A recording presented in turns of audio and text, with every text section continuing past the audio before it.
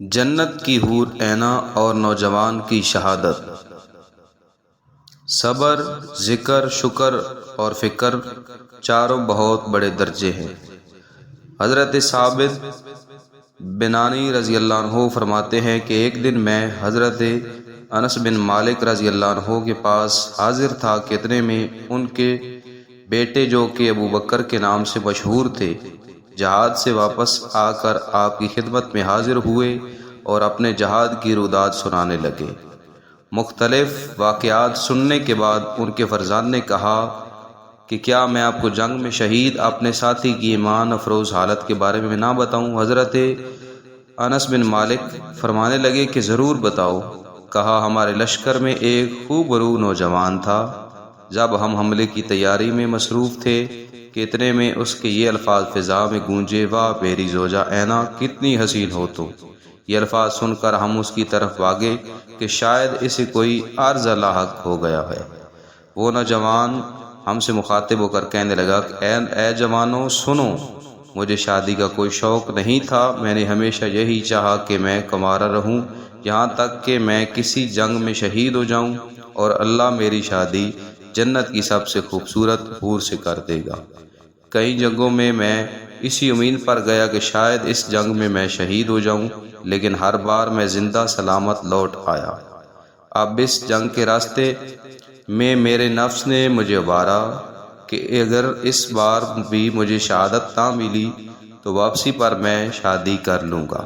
ابھی کچھ دیر پہلے مجھے اونگ آئی اور کسی کہنے والے نے کہا کہ تم ہی ہو نا جو کہہ رہے ہو کہ اس بار بھی شہادت نہ ملی تو میں واپسی پر شادی کر لوں گا۔ سنو، اللہ پاک نے حور عینہ کے ساتھ تمہاری شادی طے کر دی ہے، اٹھو اور میرے ساتھ چلو۔ چنانچہ وہ مجھے لے کر ایک حسین باغ میں پہنچا۔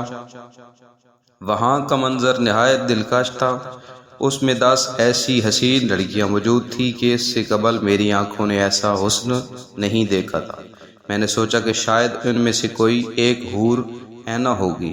یہ سن کر 2 حوروں نے کہا کہ ہم تو اس کی کنیزیں ہیں، حور عینہ تمہارے سامنے کھڑی ہے۔ میں آگے بڑھا تو انتہائی خوبصورت اور سرسبز باغ نظر آیا۔ یہ پہلے باغ سے کہیں زیادہ حسین اور وسیع تھا۔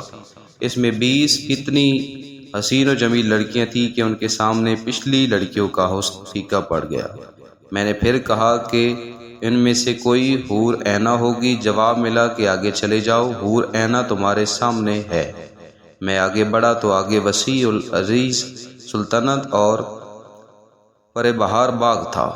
وہاں 40 حوریں تھیں۔ میرے سوال پر انہوں نے کہا ہم تو اس کی کنیزیں ہیں۔ آگے بڑھا تو خود کو یاقوت کے بنے ایک خوبصورت کمرے میں پایا جس میں سامنے تخت پر سابقہ تمام دوشیزاؤں کی نسبت نہایت حسین اور نوجوان دوشیزہ موجود تھی۔